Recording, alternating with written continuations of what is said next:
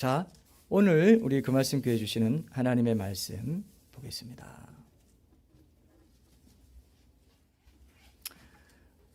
지난번에는 우리가 여호수아 2장 말씀을 봤는데요. 오늘은 6장 말씀 보겠습니다. 6장 22절부터 25절까지 한번 보세요.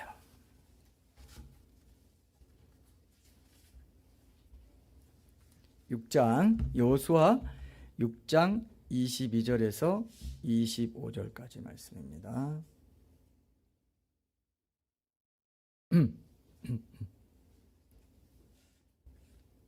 예.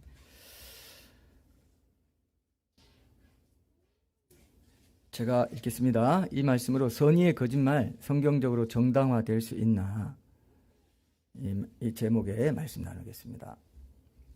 22절 여호수아가 그 땅을 정탐한 두 사람에게 이르되 그 기생의 집에 들어가서 너희가 그 여인에게 맹세한 대로 그와 그에게 속한 모든 것을 이끌어내라 하매 정탐한 젊은이들이 들어가서 라합과 그의 부모와 그의 형제와 그에게 속한 모든 것을 이끌어내고 또 그의 친족도 다 이끌어내어 그들을 이스라엘의 진영 밖에 두고 무리가 그 성과 그 가운데에 있는 모든 것을 불러 사르고 은금과 동철 기구는 여호와의 집 곳간에 두었더라.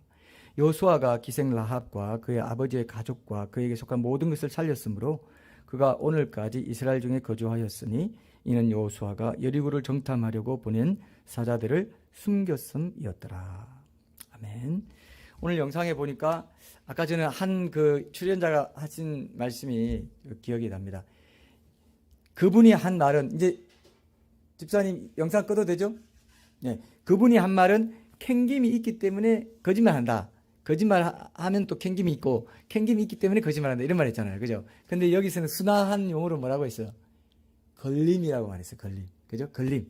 거짓말하면 캥김이 있고 걸림이 있는데 또 캥김이 있기 때문에 거짓말한다. 이제 이런 얘기를 했습니다.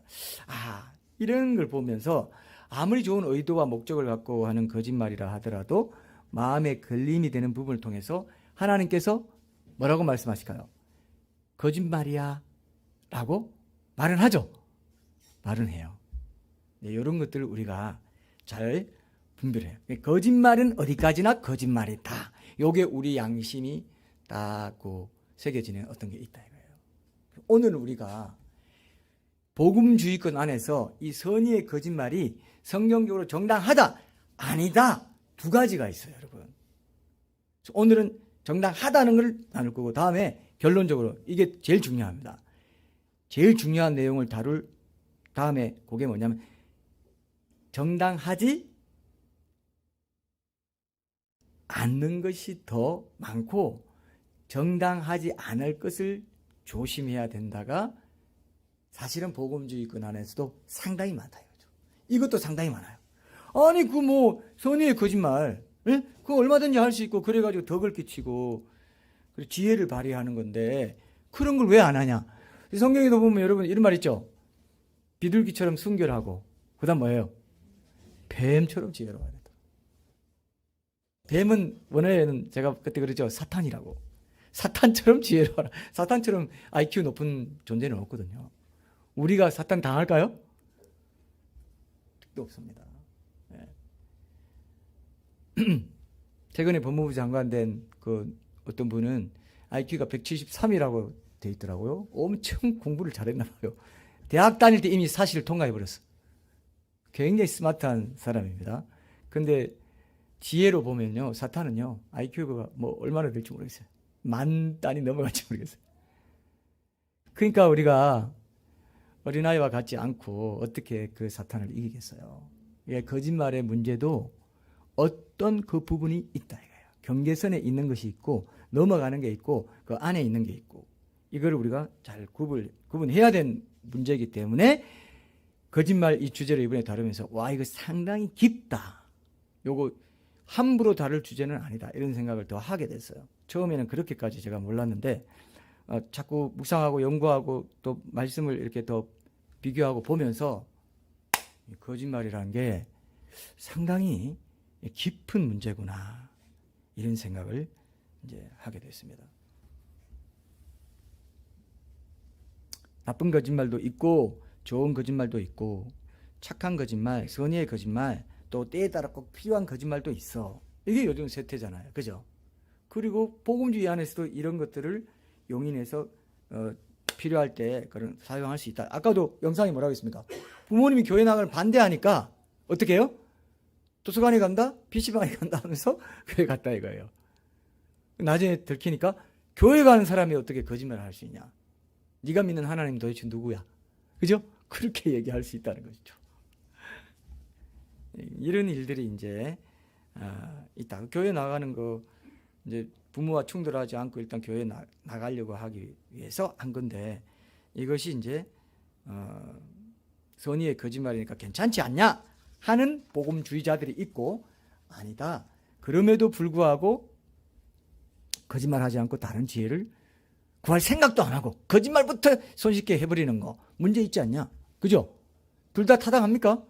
둘 다 타당해요. 이게 아주 이게 상황 윤리적이고 복음을 조금 복음적인 입장이 뭐냐 했을 때 성경을 보면은 상당히 그 두 가지가 다 나와 있으면서 해석을 어떻게 하느냐에 따라 저 이제 여기 법 전공하신 분들이 있어가지고 진짜 여기만 해도 세 분이나 있네요. 제가 법 전공하신 분들 앞에서 이런 얘기 하기가 근데 법적인 해석이 어떠냐 유추해서 어떻게 적용할 건가 이게 다 그래서 판사의 그 판단이 필요한 거죠. 판사들이 판단할 때 여러분 제가 그때 기사를 보니까 하루 저녁에 이제 한 주인지 여기 잘할 텐데 1,500매 되는 그걸 다 읽어야 된대요. 그런 경우 있죠. 그것도 1,500매 여러분 A4 용지 1,500 이 정도 됩니까? 1,500? 예. 이걸 판사가 눈이 빠지도록 다 읽어야 된다는 거예요. 뭐 도움 받아가면서. 판사가 여러분 엄청 고생합니다. 예. 법원 공무원 되신 거를 다행으로 하셔야 돼요. 예. 축복입니다. 예. 어쨌든 이것도 선의의 거짓말인가요? 이거. 아주 좋은 뜻의 참말이에요. 네.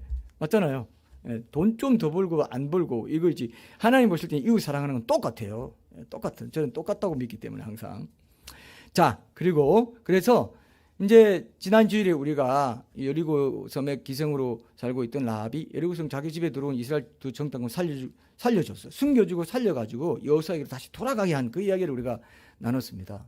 근데 이 과정에서 믿음으로 거짓말도 하고 담대하게 일종의 어떤 속임수도 쓰고 이적 행위를 했어요. 근데 신약 성경에서는 라합을 뭐라고 했습니까? 행함 있는 믿음의 본이 되는 여자다. 이렇게 얘기했단 말입니다. 오늘 우리가 이 사실을 바탕으로 정말 라합처럼 믿음으로 선의의 거짓말을 하는 경우 정말 성경적으로 정당화될 수 있는 것인가? 그렇다면 지금 우리는 어떤 이 선의의 거짓말에 대해서 어떤 태도를 실제로 취하면서 살 수 있을 것인가? 이거를 이제 살펴보는데 이제 그 두 입장 중에 하나를 오늘 조금 더 자세하게 구체적으로 그럼 오늘 말씀을 들으면 여러분들이 어떻게 느끼냐면은 선의의 거짓말 해도 되겠네 이렇게 생각하시게 됩니다. 미리 예언을 합니다. 제가 오늘 이렇게 다양한 증거들이 있는데 이건 맞네 이렇게 생각할 수가 있어요. 그러나 또 반전이 맨 마지막에 있으면서 그러나 반전이 있지만 합해지는 어떤 것이 또 결론으로 주시지 않겠나 하는 기대가 있습니다. 분명히 그렇게 하시리라 생각해요. 자, 어쨌든 오늘 본문에 보면은 어떻게 이제 그렇게 잘 숨겨주고 살려주고 이래 가지고 공을 세웠잖아요. 그래서 라합과 그 가족, 여러분 라합이 창기로 이랬다는 거는 그리고 가족들이 이제 그 근처 살고 이렇게 한다는 거는 좀 라합이 뭐 소녀 가장 비슷하게 창기로 살면서 좀 부모님이나 이렇게 좀 이렇게 먹여 살리고 이런 거 있지 않나 이렇게 보는 또 시각도 있어요. 그래서 가족들까지 다 챙기고 그러려고 가족까지 다 살려주십시오 이렇게 하지 않았나 이렇게 할 정도인데 어쨌든 라합과 그 가족을 여리고성을 다 불태워버리고 이렇게 할 때 그 사람들은 다 이제 끄집어내고 아까 본문 보셨죠? 다 여기 보면은 그 성과 그 가운데 있는 무리가 그 성과 그 가운데 있는 모든 걸 불로 사르고 은금과 동철 기운을 여호와의 집 곳간 그 전에 부모와 형제와 그에게 속한 모든 걸 이끌어내고 그 친족도 다 이끌어내가지고 이제 라합 한 사람 때문에 그리고 그 예수님의 보혈을 상징하는 그죠? 붉은 끈을 바깥에 내놓고 그 집을 다 그 집에 속한 이게 바로 출애굽할 때 어린 양 보혈의 피를 바깥 문설주와 좌우 벽에 좌우 그 옆쪽에 다 바른 그걸 상징하는 거죠. 출애굽기가 그대로 여기 적용된 것입니다. 그래서 이제 보상을 받게 됐다는 내용이에요. 근데 오늘 말씀에서 딱 눈에 들어온 말씀이 있었어요. 개인적으로 딱, 요렇게만 딱 얘기해놨네? 야, 요러니까 복음주의자들의 해석이 두 갈래로 나뉘지, 이런 생각이 들었어요. 25절 보세요. 맨 마지막 25절. 이 말씀을 제가 다시 한번 읽어볼게요. 여호수아가 기생 라합과 그의 아버지의 가족과 그에게 속한 모든 것을 살렸으므로 그가 오늘까지 이스라엘 중에 거주하였으니 이는 여호수아가 여리고를 정탐하려고 보낸 사자들을 숨겼음이었더라. 거짓말한 내용은 앞에 2장에서 다 얘기해놓고 내가 알지 못하고 뭐 이렇게 거짓말한 내용은 그대로 객관적으로 다 사실 보고를 해놓고 딱 총평을 할 때는 뭐라고 했습니까? 그냥 숨겼기 때문에 보상을 받았다, 구원을 받았다, 이렇게만 해놨죠. 그러니까 이게 이제 복음지대 봤을 때 숨겼음이었더라고 이렇게 해놓고 보상한 거는 그 숨기는 과정에서 했던 거짓말도 정당화시켜 준 거다? 아니다. 요렇게만 딱 말했잖냐. 정당화시키는 문제는 별개의 문제예요. 우리는 다시 생각해야 될 문제야. 이렇게 된 거죠. 이해되시죠? 그죠? 이렇게 딱 해석이 나뉘게 됐다는 겁니다. 그래서 오늘은 우리가 이거를 충분히 한쪽을 더 잘 알아야 또 한쪽을 봤을 때, 여러분들이 이제 선택할 수 있고 생각이 되고, 그러면 어떻게 합해져서 어떤 그 최종적인 결론을 적용적으로 우리가 가질 수 있을 건가 하는 것들을 여러분들이 알 수 있기 때문에 오늘은 그 부분을 그들의 주장, 이런 것들을 좀 우리가 좀 편한 마음으로 여러분 들으시면 될 것 같아요. 굉장히 심각하거나 그런 건 아닙니다. 그러나 이제 전반적으로 있는 그런 것들을 여러분들이 한 번은 들으셔야 되고 한 번은 여러분 마음에서도 한번 정리가 필요하기 때문에 오늘은 조금 편한 마음으로 그 자체 꼭 객관적인 그 주장들, 사실들 이런 것들을 좀 살피는 그런 시간으로 또 삼았으면 좋겠습니다. 여기서도 굉장히 중요한 통찰이 있고 배울 것들이 있습니다. 예.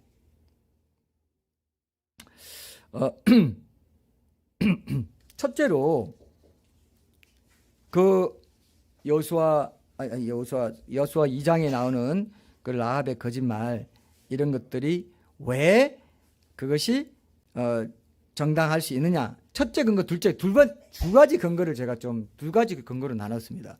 첫째 근거는 뭐냐면은 여러분 전쟁이나 스포츠의 경우에 이런 거짓말이나 속임수가 정당화돼요. 자, 오늘은 조금 법적인 해석 이런 것도 좀 있는 것 같아서 법을 전공하신 분들은 좀 더 관심을 가질 수도 있을 것 같아요. 이게 변호사 같은 경우는 변호할 때 이런 논리들을 사용할 수 있을 것 같다는 생각도 좀 듭니다. 뭐냐면은 여리고성을 정복하기 위해서 전쟁을 이제 수행해야 되는데, 가나안 정복 전쟁을 수행해야 되는데, 전시 상태에서, 전쟁 상태에서 어떤 뭐 첩보 활동을 하고 또 정보를 수집하고 적진을 교란시키고 속임수를 써가지고 전쟁에 이기기 위해서 어떻게 하는 거는 용납됩니까? 안 됩니까? 되죠? 여호수아도 첩보 활동을 시키고 매복도 시키고 막 이렇게 했잖아요. 적진을 속여야 된다는 것입니다. 그죠? 그러는 가운데 라합이 전쟁 중에 있는 상황이기 때문에 라합이 나는 여리고성 편에 서지 않고 천재 주관자이신 하나님의 편에 서기로 했기 때문에 이 하나님께 속한 이 경사들, 이 정탐꾼들, 이 군사들의 편에 서서 이롭게 하기 위해서 전쟁 중에 있는 정당한 행위의 하나로서 나는 거짓말하고 속이고 살려주고 정당한 전략의 하나로 이런 것들을 발생시켜서 내가 했을 뿐이다. 할 수 있어요, 없어요? 할 수 있죠? 전쟁 중에 있는 것이기 때문에 이거는 라합은 거짓말한 거, 그래서 오히려 행함 있는 믿음을 보였고 숨겼다고 하고 그래도 보상을 하고 하나님이 그렇게 해준 것이다. 이건 얘기가 돼요. 전쟁 중에 필요한 경우에는 뭐 적군을 유인해가지고 혼란에 빠뜨리기 위한 전술도 실제로 전투 현장에서 하는데 그걸 갖고 누가 야 너 거짓말해서 그런 사람 있어요? 전쟁에서 이기는 게 선인데 어떻게든. 그죠? 그래서 전쟁에서는 살인이 이또 히로부미가 제가 그때 그랬잖아요. 지난주에 어제가 아니구나. 어제 같아요. 저는 얼마나 한주가 빠른지. 쏴 죽였는데 대한의군 참모 중장의 자격으로 쏴 죽였다 그랬죠. 제가 전쟁 중에 했는데 난 살인 아니다 했는데 그 일본 재판소에서는 그걸 받아들이지 않고 넌 살인한 거다 이렇게 한 거예요. 근데 뭐 전시 중에 있을 때 안 하고 이제 그 사람은 완전 무방비 상태에 있는데 그런 게 여러 가지가 이제 법적으로 뭐 정당방위니 뭐 참작이 되겠죠. 그러나 어쨌든 나는 그랬다라고 말할 수 있는 어떤 여지는 있었던 거죠. 근데 이제 라합도 바로 그런 차원에서 이렇게 봤을 때는 가능한 것이 아니냐, 뭐 이런 말도 이제 하게 돼요. 비슷하게 적대적이거나 뭐 경쟁에서 지금 뭐 반도체, 지금 윤석열 대통령이 반도체를 끌어올리기 위해서 뭐 대학 정원도 늘리고 막 반도체 가지고 우리가 살 길이다 막 이런 식으로 너무 또 막 그렇게 하시는 것 같은데, 어쨌든 그런 것들을 막 한다고 할 때 뭐 신제품 개발 기술을 개발하는 기술을 국가 차원에서 뭐 보호하기 위해서 뭐 예?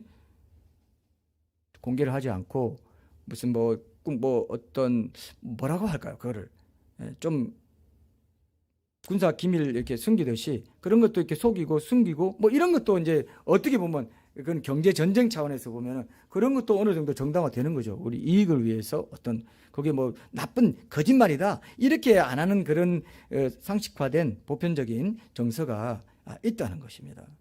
그래서 이제 구약 성경도 실제로 정보 수집한다든지 첩보 활동, 교란 작전 같은 거 이런 걸 전쟁의 일부로 이제 인정해 준 이런 것들이 분명히 있습니다. 근데 비슷하게요. 스포츠도 사실 전쟁이에요. 이기는 거죠. 이기는 게 목적이죠. 전쟁도 그러는데 스포츠에서 여러분 그 뭐 이번에 네이마르도 뭐 오고 뭐 그렇게 했다는데 브라질 그 친선 경기할 때. 근데 이제 그 축구할 때 공을 막 말면서 막 돌리면서 막 속이고 막 저를 갈 것처럼 하다가 이쪽 쳐고 뭐 이런 거 보셨죠? 스포츠 할 때 속일 수 있어요, 없어요? 속이는 거 같고, 야, 너 왜 거짓말해? 그런 선수 있어요? 축구에서 막 하는데, 야, 나 절로 찰 것 같지 않은데 왜 이쪽으로 차서 골 넣어? 이런 사람 있어요? 없잖아요. 전쟁과 스포츠나 이런 것들 어떤 승부를 내야 이 사람이 죽어야 내가 살고 이럴 때는 죽이기 위해서 어떤 속임수도 쓰고 이런 것들이 정당화되는 정당방위 차원의 어떤 것들이 있는 차원에서 라합도 그런 뭐 거짓말을 했다. 재밌는 비유를 제가 봤습니다. 내가 축구 선수인데 여러분 생각해봐. 축구 선수인데 축구팀 작전 회의에 들어갔어요. 근데 주장이 저보고 그래요. 야, 황균아, 공 갖고 있다가 우리 골대 쪽으로 오른쪽 가다가 갑자기 상대 골 쪽으로 멀리 공 뻥 차가지고 상대팀 선수들 보기 좋게 속여줘라. 알겠지? 뭐야? 나 그리스도인이야. 난 직진으로만 몰 거야. 정직하게 공 몰 거야. 이렇게 하면 돼요, 안 돼요? 날 왜 속이게 만들어? 난 그리스도인이란 말이야. 착하게 살아야 돼. 거짓말해서는 안 돼. 축구 선수가 그럼 넌 대표 선수 자격 박탈. 이리 와. 난 안 되겠어. 그렇게 된다 이거예요. 축구 자체가 재미가 없죠. 재미를 위해서도 재미가 축구에서는 또 승부와 재미 이런 것들이 축구에서는 선의라고 할 수 있는데 예? 선의의 거짓말은 어떻게 보면 재미있게 하고 이기기 위해서 하는 거니까 선의 축구에서는 막 속이는 게 선의의 거짓말이 될 수 있는 거죠. 여러분 오늘 지금 따라오시죠? 상당히 여러분 머리를 조금 써야 됩니다. 오늘은 가슴 찬양으로 하셨으니까 오늘 머리를 조금 쓰세요. 우리가 이렇게 이런 머리를 써야 되는 설교를 할 때가 있습니다. 오늘 특히 또 그런 시간인데 그런 걸 갖고 뭐 나쁜 거짓말이다 이렇게 하진 않죠. 우리 밥 먹다가 제 딸이 한번 그런 말 하더라고요. 포크페이스를 한다. 포크페이스 요즘 유행해요? 그 말이? 아니죠. 벌써 이미 있던 말이잖아요. 포크페이스가 이러면 뭡니까? 포크페이스. 무표정을 말하는 거예요. 좋은 게 있는데 어이구 좋다 하는데 뭐 없는 것처럼. 굉장히 좋은 패가 왔어요. 근데 원래 포크페이스가 무표정이라는 뜻의 영어 관용화된 표현인데요. 원래 이런 거래요. 원래는 포크페이스가 좋은 패가 왔는데 안 좋은 것처럼 뭐야? 뭐 이러지? 에이 재수없어. 뭐 이런 느낌. 이런 느낌 포크페이스라는. 근데 엄청 나쁘게 나온다. 근데 막 좋아가지고 웃음 참지 못하고 막 나쁜 패인데 좋아가지고 속이는 거죠. 이제 승부에서 이겨야 되니까 그게 선의 거짓말이라는 거예요. 스포츠에서나 게임에서는 그게 가능하다는 겁니다. 실제로 그렇게. 왜 그렇게 해서 재미를 더 주고 또 뭐야 하고 막 상대방이 나쁜 표 걸렸나? 왜 저러지? 왜 우상이야? 막 이럴 수도 있고. 그러니까 재미와 승부를 보는 이 선의를 쫓는 거짓말, 속임수 이거 가능하다는 거죠. 우리 가족도 보드게임 하는 중에 루미큐브라고 있어요. 성주가 이제 어릴 때는 막 좋아하더니 요즘은 어른 되고 대학생 되고 나서는 둘이나 하시오 뭐 이런 느낌을 조금 주고 있습니다. 조금 서러워요. 이제 놀 게 많다 이거예요. 옛날에는 엄마 아빠 어떻게 한번 한 판 해볼까요? 뭐 이런 느낌이었는데 제일 좋아하는 건 제 아내입니다. 우리 둘을 동원해서 재미를 좀 보게 해달라. 뭐 이런 죄송합니다. 예, 그런 건 아닌데 어쨌든 리뷰 할 때 이 조커라고 있어요. 조커가 딱 2개 있습니다. 그 여러 표 중에 2개 맞죠? 2개. 근데 어떨 때 몇 개씩 13개씩 나눠야 되는데 조커가 2개 들어올 때가 있어. 조커라는 거는 어느 표에 붙여도 유리하게 자기가 이끌어갈 수 있는 조커, 어느 쪽에 붙여도 이 수가 맞는 그런 좋은 겁니다. 들어왔을 때는 저는 좀 잘 속이지 못해 좋아할 수 있는데 이제 나름 들키더라고요. 아, 저건 뭐 있구나. 끝까지 안 내고 갖고 있다가 원망을 들은 적이 너무 많습니다. 제가 왜 이겨보려고. 근데 꼭 그럴 때마다 졌어요. 이긴 게 아니야. 이기려고 숨겨놨는데 그래가지고 제 표정을 안 보고 에이, 이거 또 조크 있으면서 저렇게 갖고 뭐 하는 거야 저거. 아유, 나는 조금 이 표정 관리가 조금 잘 안 돼. 성주가 좀 잘 되는 경향이 있습니다. 아내도 그렇고. 근데 저는 이거 아닌 것처럼 하면서 그냥 다 드러내는 이런 경향이 있는데 어쨌든 그런 것도 뭡니까? 그런 것도 선의의 거짓말인 거예요. 선의의 거짓말인 거예요. 뭐야? 와! 한데 엄청나게 안 좋은 게 들어왔는데 와! 이런 것들이 다 그런 거죠. 스포츠뿐만 아닙니다, 여러분.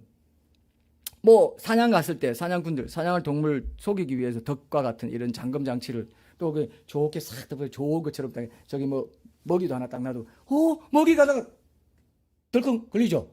사냥할 때 그거는 거짓말 아니에요.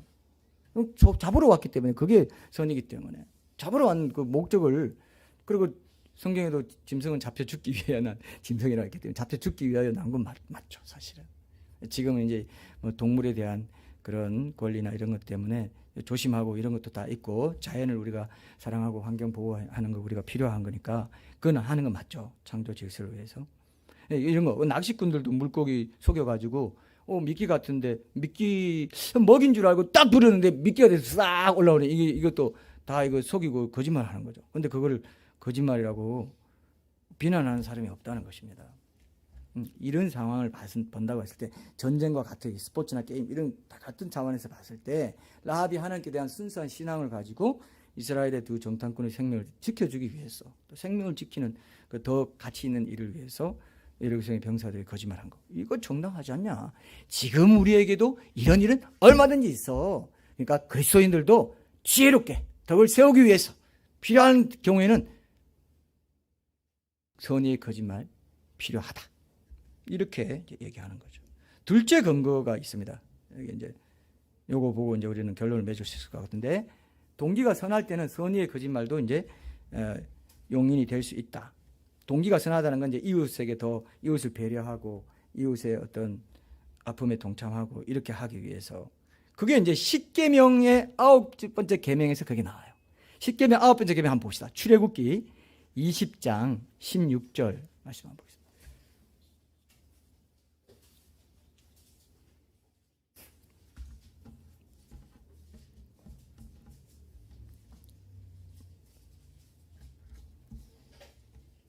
출애굽기 20장 16절 말씀. 여기 보면 우리가 너무 유명한 말씀이죠. 내 이웃에 대하여 거짓 증거하지 말라. 여기서 여러분 성경의 십계명에 출애굽기 20장이나 십계명에 이렇게 돼 있는 줄 아는 사람이 많아요. 거짓말, 너희는 거짓말하지 말라. 근데 성경에는 뭐라고 돼 있어요? 그냥 거짓 증거하지 말라 돼 있지 않고 뭐라고 돼 있어요? 앞에 네 이웃에 대하여 거짓 증거하지 말라 이렇게 돼 있다는 거예요. 그래서 이제 신학자들이 이거를 해석을 하기를 이거는 대상이다. 이웃에 대하여 대상을 지정했다. 이웃에 대하여 그 대상을 지정해서 이웃을 해하려고 이웃에게 불이익이 돌아가게 하는 그런 정직하지 않는 거짓말 하지 말라 했다. 근데 이웃을 해하는 것이 아니라 이웃을 배려하고 이웃의 아픔에 동참해주고 이웃을 격려하고 이웃을 위로해주고 이웃에게 덕을 끼치기 위한 그런 거짓말은 십계명의 9째 계명에 있는 거짓말하고는 상관이 없다. 이렇게까지 해석하는 거죠. 이게 이제 굉장히 중요한 사실 관점이에요. 성경에 있는 해석의 여지에 따라 우리 삶까지 영향을 끼치는 그런 부분들이 성경에는 많이 있습니다. 그래서 이게 말이야 법조문에 이렇게 돼 있네. 법조문에 이게 지금 헌법이 십계명은 헌법이라고 합시다. 헌법 제 1조 1항 2조 1조 2항, 1조 3항, 1조 9항이라고 합시다. 그럼 이웃에 대하여라고 되어 있지 않습니까? 이웃이 있단 말이에요. 그 상대가 있고 그 이웃에 대하여 이웃을 헤아리는 목적으로 거짓 증거하지 말라고 그랬지. 그걸 이제 대하여를 해하는 목적으로 하는 걸로 거짓 증거가 거짓말이 동원되는 거 이런 걸로 이제 이해를 한다면 이거는 해석이 가능하다는 거죠. 그래서 이 계명은 이제 이웃을 속여서 그 이웃을 해롭게 할 목적으로 거짓말하지 말라는 뜻이지 어떤 상황에서도 절대로 거짓말하지 말라는 건 아닙니다. 이렇게 얘기하면 여러분 솔깃해요, 안 해요? 솔깃하죠. 그리고 이건 타당성이 있는 말이에요, 사실은. 여러분들이 스스로 생각을 하십시오. 제가 거기까지는 뭐 어떻게 하진 않겠지만 저는 결론적으로 우리 공동체에 주시는 교훈이 뭔가 했을 때 여러분들 이제 그거는 귀담아 들으셔야 되죠. 이런 거짓말을 세상에서도 악이 없는 거짓말에 대해서 무슨 거짓말이라고 색깔로 뭐라고 해요? 화이트예요, 블랙이에요? 화이트 라이라고 하죠. 그죠? 하얀 백색 거짓말. 그리고 또 더 전문 용어가 있어. 직무상의 거짓말. 뭐 이런 말로도 표현합니다. 그래서 부정적으로 보지 않고 긍정적으로 이런 거짓말들을 세상에서도 이제 보고 있어요. 그래서 이웃에 상처 안 주고 뭐 이렇게 기분 나쁘지 않게 하려고 이웃을 배려해 가지고 거짓말로 만나기 싫은 사람한테 뭐라고 합니까? 아, 저 약속 있어요. 약속 있어요. 아, 바쁜 일 있어요. 바쁜 일 없는데. 그렇게 하죠. 그게 이제 거짓말인데 이제 그런 어떤 기분 나쁘지 않게 하고 상처 안 주려고 이웃에 대하여 해롭지 않게 하려고 그런 거짓말을 한 거니까 십계명에 저촉되는 그런 거짓말까지 아니다. 요즘 젊어 보여. 많이 예뻐졌네. 몸 많이 빠졌어요. 안 빠졌는데 뭐 어떻게 될까요? 하여튼 여러분 생각하십시오. 그럴 수 있다는 거죠. 그래서 그래요. 요즘 내가 다이어트 많이 노력하고 있는데 노력한 좀 뭐 열매가 좀 보이나 봐요. 감사합니다. 나 오늘 거짓말 했지만 착한 일 했네. 이렇게 하게 만든다 이거예요. 이런 생각들이. 뭐 이런 것들을 우리가 얘기할 수 있죠. 그래서 라합도 미급한 상황에서 하나님의 일을 수행하는 정탐꾼들을 보호하기 위해서 그들을 잡으러 온 군인들을 이제 속였다는 거죠. 정당할 뿐만 아니라 이거는 자기에게 온 이웃 더 중요하다고 중요한 가치로 자기가 두기로 한 결심한 그런 순수한 신앙에서 나온 그런 이웃을 보호해야 되겠다는 그 이웃을 해롭게 하지 않기 위해서 그렇게 했다는 거죠. 그래서 지금 신약시대 성도들도 하는 게 너무 문자적으로만 해석해가지고 너무 현실적으로 막 어려움 당하는 이웃은 문자적으로 거짓말하지 않는 죄를 짓지 않겠다고 해가지고 그냥 외면하고 자기만 그냥 더 의인이 돼가지고 나는 그래도 거짓말 안 했어. 아이고 다행이다. 뭐 이렇게 하면은 그게 정말 율법의 참 정신이겠냐 이겁니다. 그죠? 이런 것도 우리가 깊이 사실은 생각을 할 부분이에요. 율법의 정신이 어떤 것이냐 했을 때는 예수님도 바리새인들 문자적으로만 막 지켜가지고 율법의 정신 너희들 뭐 그런 11조하고 이런 거는 철저히 지키면서 율법이 원하는 바 의로움과 의와 인과 신은 버렸다. 뭐 이런 식으로 이제 예수님도 말씀하셨고 그 맥락에서 전체 복음적인 맥락을 보면은 이 부분도 하나님의 계명을 올바르게 깨달아 가지고 좀 더 폭넓은 의미에서 그 계명에 순종하는 그런 삶을 통해서 진정으로 이웃을 돕고 하나님 뜻을 이루는 이런 것에 선의의 거짓말이 잘 활용될 수 있다. 선용할 수 있다. 여러분 여기까지 어느 정도 동의도 되죠? 오늘 동의도 돼요. 동의도 돼요. 그러나 이제 더 깊은 영역이 이제 있다는 것 때문에 우리가 쉽게 이제 이거를 다 받아들이지는 않는다는 것입니다. 초상집에 갔는데 선의의 거짓말은 사회생활에서도 어렵지 않게 경험해요. 친구 집 초상이 났는데 딱 그날이 자기가 오랫동안 기도했던 그 성진이 된 날이야. 너무 마음으로 기뻐. 여보 나 성진해서 근데 또 초상집에 가야 돼. 그럼 초상집에 가서 얼굴을 어떻게 해야 됩니까? 표정 관리 해야 되죠? 표정 관리 잘 되세요? 평소에? 예, 잘 안 돼도 표정 관리 해야 돼요. 그때 아유 어떻게 해요? 아버님 돌아가셨어. 이렇게 해야 되는데 좋아가지고 아버님 돌아가셨어 어떻게 웃으면서 하면 안 되죠. 그거는 악이라는 거죠. 그거는 선이 자기 마음이 그렇더라도 마음을 고쳐서 표정 관리를 그렇게 해줘야 돼요. 이웃의 마음을 배려하고 이웃을 위해서 이웃을 그런 해야 하는 목적이 아니라 이런 것들은 이제 동기라는 거예요. 동기가 어디에 있냐 그 상황이 어떠냐 그걸 봐서 이거는 정당하다 아니 아까 그 교회 나가는 거 그것도 4대2 비율로 아니 그건 할 수 있다 이렇게 요즘 사회 분위기가 그렇죠. 거의 4대2라고 볼 수가 있어요. 저도 딱 4대2 정도가 아닐까 한 6대4 정도 더 선의의 거짓말 필요하다. 그리스도인들 사이에 들어 7대3 정도 30% 정도는 아니다. 그래도 그게 좀 더 뭔가 그런 게 더 있어야 된다. 이렇게 생각합니다. 이런 것들이 이제 여러분들을 잘 생각하시는 게 필요하죠. 너무 과장해서 얘기한다든지 이런 것도 또 이제 선의 거짓말에 해당되는지 요 경계선에 있는 그런 경우도 많이 있습니다. 그래서 뭐 또 이런 경우도 있죠. 이런 걸 참 저도 이런 경우가 있는데 이럴 때는 참 진짜 고민이 돼요. 정말로 뭐 너무 이게 상대방이 지금 굉장히 아파하는 상태이고 바람직하지 않은 상태에 있는데 뭐 정신적 충격을 이기기 힘든 그런 뭐 나이 드신 어머니가 있다 합시다. 근데 자식의 근황을 물었어요. 그 뭐 암 진단이라든지 무슨 뭐 그런 거 있잖아요. 그 중요한 무슨 뭐 그런 회사를 뭐 퇴사했다든지 뭐 이런 소식이 있다고 해서 요양원에 가서 그걸 알려야 되는데 그런 걸 그대로 이제 지금 알리면 더 어머니 마음 정말 힘드실 텐데 그럴 때 그대로 알릴 수 있습니까 없습니까? 알려요 안 알려요 우리? 보통 예? 안 알리죠. 안 알려요. 안 알리는 게 맞아요. 왜 그때 나한테 얘기해서 그때 당시 상황이 도저히 그렇게 안 했는데 어떻게 너가 그때 다 얘기해? 그러면 아니 그래도 해서 이렇게 다 갈리죠 이게. 예? 그래서 싸움도 되고 한데 그게 이제 하나님께서 보실 때는 그 마음의 중심 동기를 보신다 이거예요. 그건 맞습니다. 근데 이 선의의 거짓말 하는데 동기가 그렇지 않고 동기가 진실하지 않은 어떤 그런 자기 이익을 위한 이기적인 동기로 얼마든지 선의의 거짓말 할 때는 그건 뭐 명백하게 아는 거죠. 근데 우리가 일상 속에서 그런 죄도 많이 범해요. 선의의 거짓말인데 자기 유익을 위해서 선의의 거짓말 하는 경우도 있어요. 그건 안 된다는 거죠. 여기서 말하는 거는 그 동기가 믿음에 있고 하나님께 있고 이웃에게 있고 뭔가 긍휼을 베풀고 사랑을 베풀고 하는 것과 관련이 돼 있어요.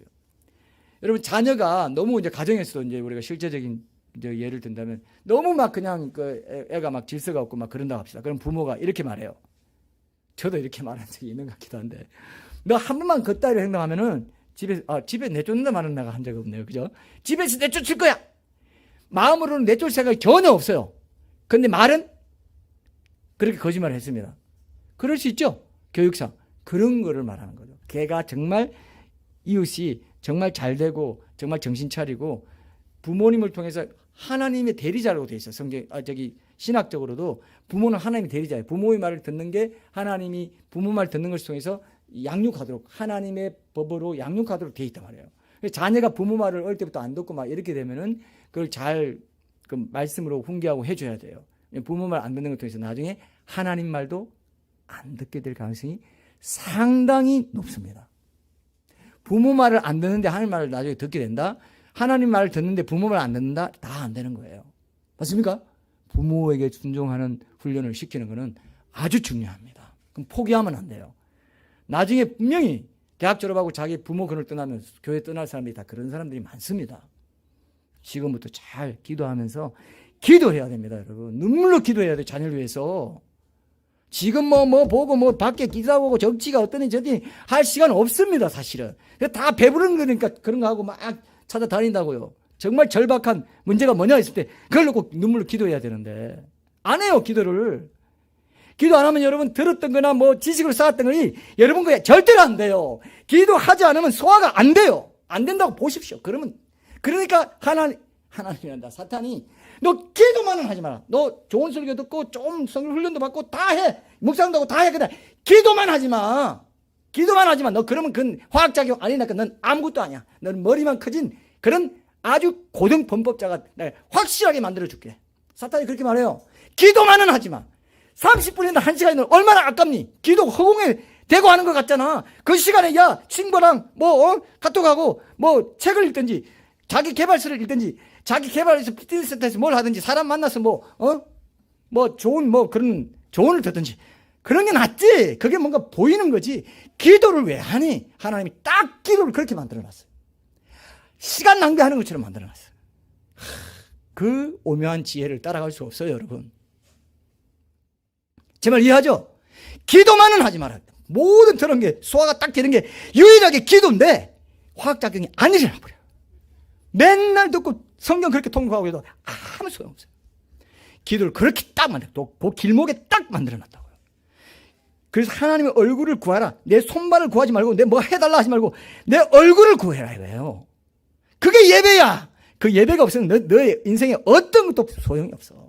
어떤 좋은 것 막 발랐다고 해도 소용없어. 매닥질하고 난리쳐도 소용없어. 네가 경력이 얼마나 되고 신앙 경력이 얼마나 아무 소용없어. 네가 지금 기도로 나와 통하고 있니? 감정이 통하고 있니? 나와 친밀하게 교제하고 있니? 그거 없으면 너의 어떤 좋은 것도 다 썩어 없어진다. 썩어져 버려요. 냉장고에 안 넣어둔 음식 같은 것이 돼버려요. 아무리 좋은 것도 썩어질 것을 밖에 놔뒀다 합시다. 다 썩어버리죠. 냉장고가 기도가 같은 거예요. 냉장고에 불을 딱 떼서 웅 하는 이게 기도예요. 다 썩어져 버려요. 모든 지식 좋은 거 다 책 읽고 난리 쳤는데 세미나도 가고 다 했는데 기도를 안 해버렸어.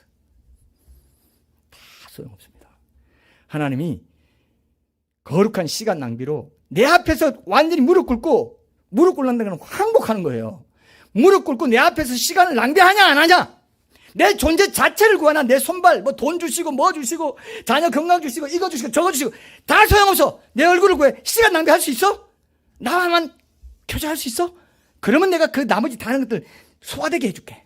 뚫려지게 해줄게. 이렇게 했는데 기도만 하지 마라. 사탄이 그걸 아니까 야 기도만 하지 마. 알겠어? 오늘 설교 잘 들었어. 거짓말이야. 선의 거짓말 다 잘 들어. 좋아 기도만 하지 마. 이거 놓고 기도해야 되는데 묵상했니? 그거 놓고 기도하지 마. 안 돼요. 절대로 안 돼요.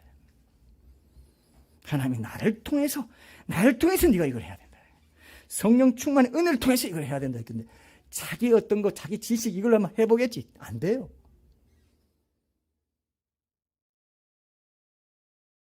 속지 마십시오, 여러분.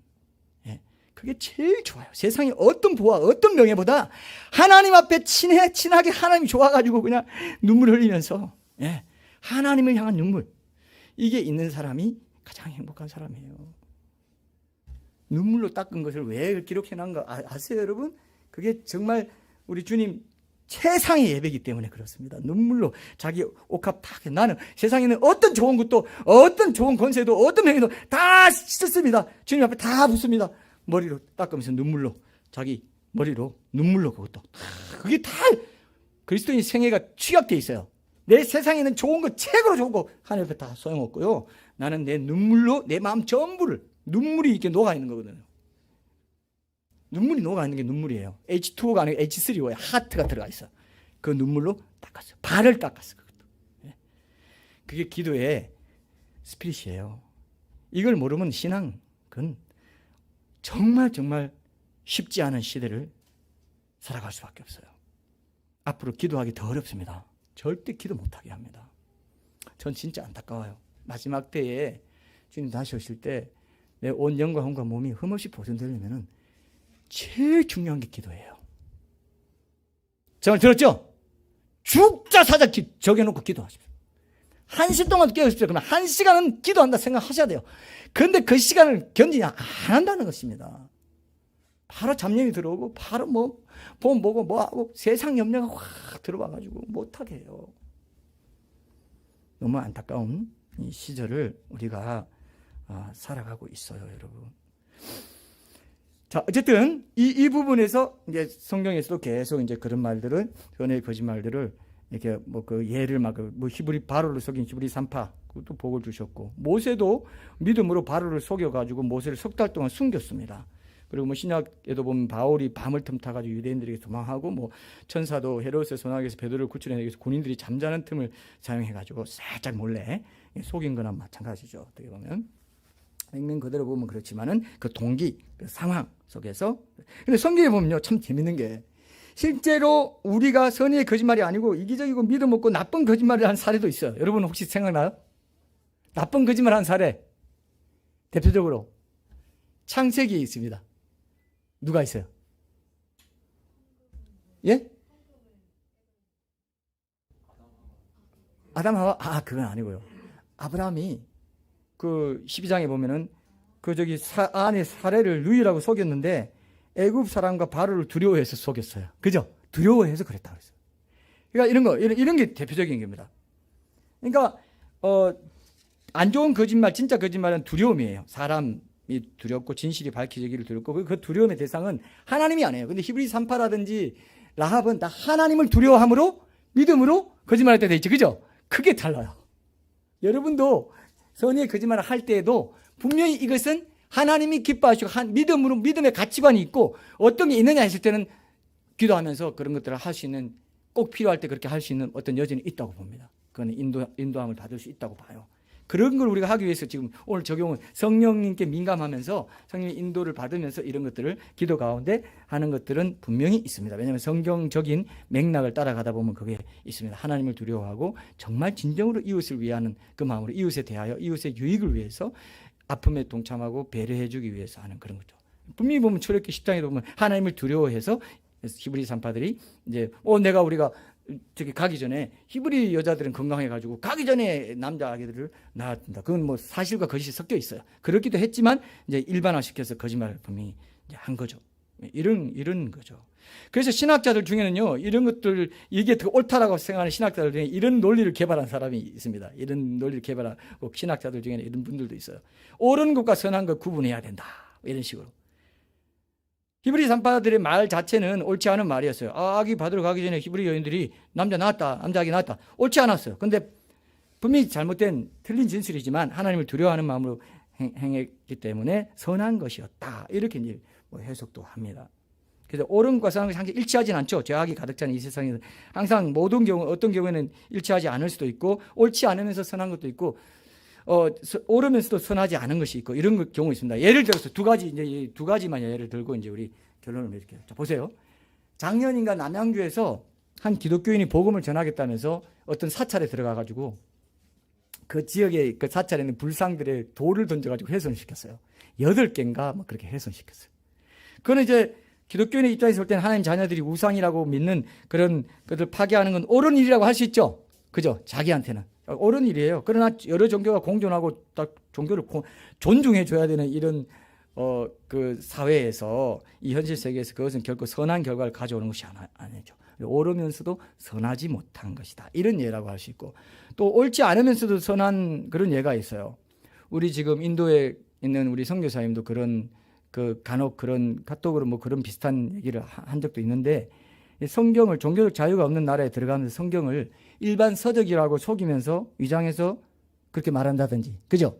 이거 뭐 선교사 신분으로 가면 안 되니까 회사원이라고 밝히고 들어간다든지, 뭐 이런 거 선교 현장에서 많이 나타나고 있는 지금 나타나고 있는 엄연한 현실입니다. 이거는 거짓말 자체는 옳지 않지만 동기는 선하다고 봐야 되는 거죠. 그래서 옳지 않지만 선한 것, 오히려 믿음에서 나온 어떤 지혜나 용기의 예다 이렇게도 볼 수 있죠. 그죠? 아까 여기서도 뭐 교회 가는 거 싫어하는 부모님에게 선의의 거짓말로 부모님 마음 편하게 해드리고 교회도 계속 나가려고 거짓말한 거. 이것도 거짓말 자체는 옳지 않지만 그 동기가 선했다. 이렇게 볼 수 있습니다. 로마서 14장 10절에도 보면 여러분 사랑은 이웃에게 악을 행하지 아니하나니 그러므로 사랑은 율법의 완성이다. 그랬어요.